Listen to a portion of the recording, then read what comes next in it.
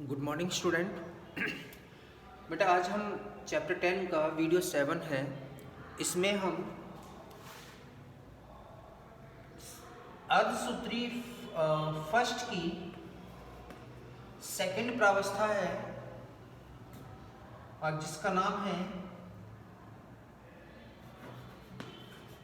Metaphase first.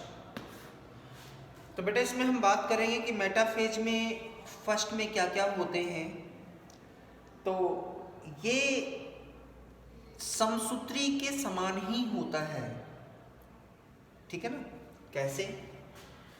समसूत्री में क्या हुआ था कि इस अवस्था में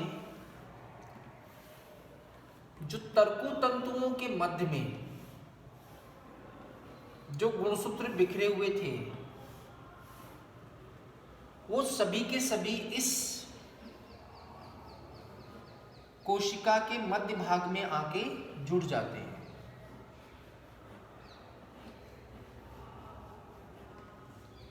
ठीक है ना। एक तो क्या हुआ कि सभी चतुष्क गुणसूत्र थे वो कोशिका के मध्य में आके और तर्कु तंतुओं से, किसके द्वारा, ये क्या है, तर्कु तंतु, और इनको बोलते हैं तारक केंद्र, सेंट्रियोल। और ये कौन से गुणसूत्र हैं? चतुष्क गुणसूत्र से आके जुड़ जाते हैं। और किसके द्वारा जुड़ते हैं? तो यहां पे होता है गुणसूत्र बिंदु।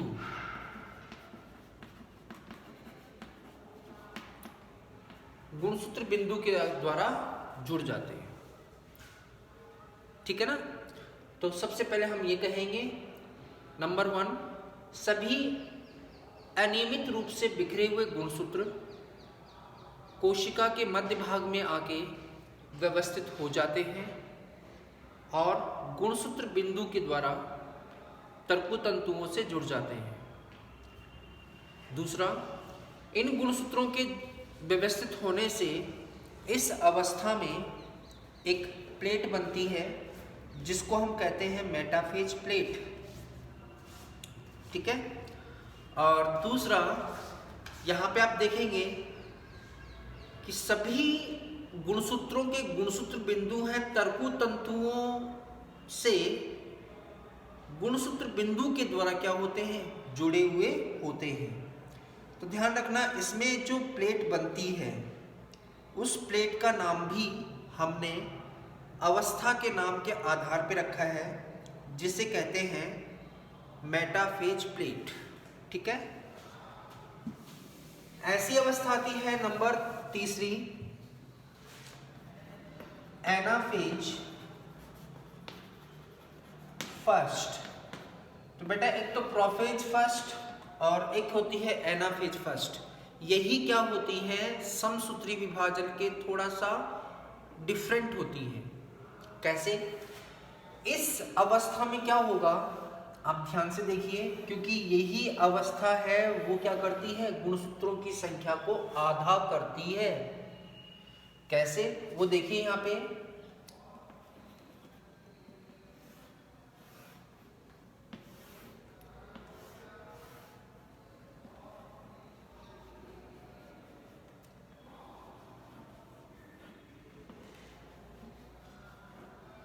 अब इसमें क्या होता है कि जैसे ये गुणसूत्र जुड़ा हुआ है,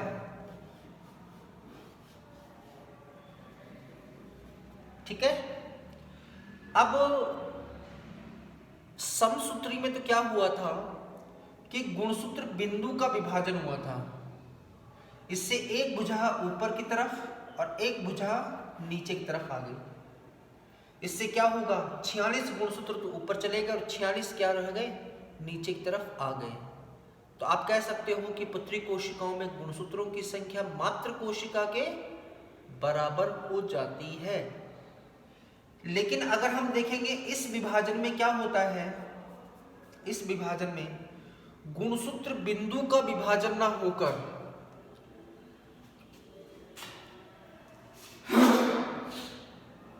गुणसूत्र बिंदु का विभाजन ना होकर तर्कु तंतु का विभाजन होता है। जैसे एक बार तर्कु तंतु का यहां से विभाजन हो गया, तो दूसरे में यहां से हो गया, तीसरे में यहां से हो गया, और चौथे में इस तरह से आप कह सकते हो कि एक सेट तो ऊपर गया, एक सेट नीचे आया, एक सेट ऊपर गया और एक सेट नीचे आया। तो इससे क्या होगा, 23 गुणसूत्र तो ऊपर चले गए और 23 गुणसूत्र नीचे की तरफ चले जाते हैं।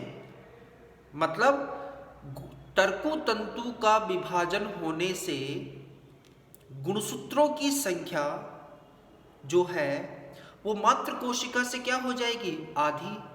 क्यों, मात्र कोशिका में गुणसूत्रों की संख्या कितनी थी, 46 थी, लेकिन 46 ना होकर क्या होगा, 23 तो ऊपर चले गए और 23 नीचे आ गए। तो पुत्री जो केंद्रक बनेंगे उनमें गुणसूत्रों की संख्या मात्र कोशिका से आधी हो जाती है।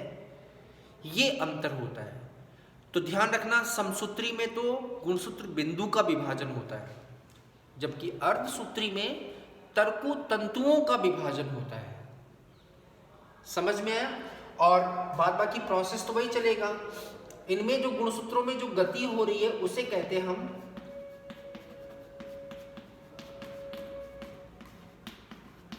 एनाफेजिक गति। ठीक है, तो अगला है नंबर 4,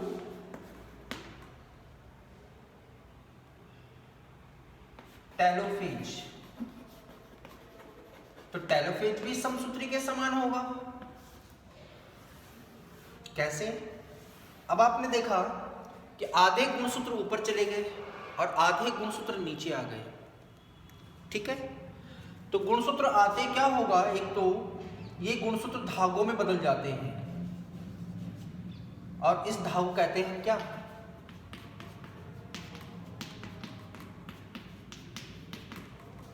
किस में बदल जाएंगे, क्रोमेटिन जाल में बदल जाते हैं। ठीक है, और केंद्रक झिल्ली बन जाएगी। क्या बन जाएगी, केंद्रक झिल्ली बन जाती है। ठीक है, और ये क्या बन गया, इसमें कोशिका द्रव हो गया बीच में। तो ये जो पुत्री केंद्रक बनेंगे ये कैसे होंगे, अगुणित। क्यों, क्योंकि इनमें गुणसूत्रों की संख्या क्या हो चुकी है, आधी हो चुकी है। अब इसी समय क्या होता है कि ये जो तर्कु तंतु थे, तारक केंद्र थे, मतलब सेंट्रियोल था, ये भी सभी क्या होते हैं, विलुप्त हो जाते हैं। अब यहाँ पे बात आती है कि जैसे ही ये टेलोफेज कंप्लीट होगा, तो टेलोफेज के बाद में क्या होता है, यहाँ पे अगर आप देखेंगे तो टेलोफेज के बाद में सीधे ही किसमें, जो कहते हैं ना कि कोशिका द्रव का विभाजन भी हो जाएगा और साथ साथ में फिर तुरंत स्टार्ट हो जाएगा अर्धसूत्री सेकंड। तो अर्धसूत्री फर्स्ट और अर्धसूत्री सेकंड के बीच का जो स्पेस होता है, गैप होता है, टाइम लगता है, उसको कहते हैं हम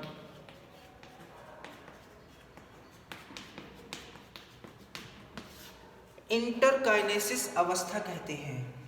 और इंटरकाइनेसिस अवस्था में क्या होता है कि सारा सब कुछ होगा, अंतरावस्था भी होगी, लेकिन गुणसूत्रों का संश्लेषण नहीं होता, मतलब डीएनए का संश्लेषण नहीं होता है। और अगर आप देखेंगे अर्धसूत्री फर्स्ट जो विभाजन है, अर्धसूत्री सेकंड विभाजन है, ये जस्ट किसके समान होंगे, समसूत्री के समान होते हैं। मतलब वही केंद्रक विभाजन। तो केंद्रक विभाजन में क्या होगा, वही अवस्थाएं होंगी, कौन कौन सी, प्रोफेज, मेटाफेज, एनाफेज और टेलोफेज। लेकिन इनके सभी आगे क्या आ जाएगा, सेकंड आ जाएगा। सेम वही चलेगा और कोई भी परिवर्तन नहीं होता है। तो इस तरह से इसके बाद में वही कोशिका द्रव का विभाजन होता है। लेकिन हम यहाँ पे जो पढ़ते हैं ना मुख्य रूप से वो अर्धसूत्री फर्स्ट का जो अपने कहते हैं ना कि प्रोफेज, मेटाफेज, एनाफेज, टेलोफेज ही हम इसमें स्टडी करते हैं। ओके, और एक 2 मिनट, और इसमें एक लास्ट जो विभाजन है, इनके क्या महत्व होते हैं, तो महत्व मैं आपको बता देता हूँ। महत्व जो है वो एक तो होता है यहाँ पे कि साहब एक तो ये गुणसूत्रों की संख्या को आधा कर देता है, और जो निषेचन के समय वापस से द्विगुणित अवस्था लेके आता है। एक इसमें जीनों का विनिमय होता है, इससे क्या होगा कि साहब विभिन्नताएं आती हैं संतति में, तो ये सब कुछ है। उसके बाद में है असूत्री विभाजन। कौन सा? असूत्री विभाजन, तीसरा।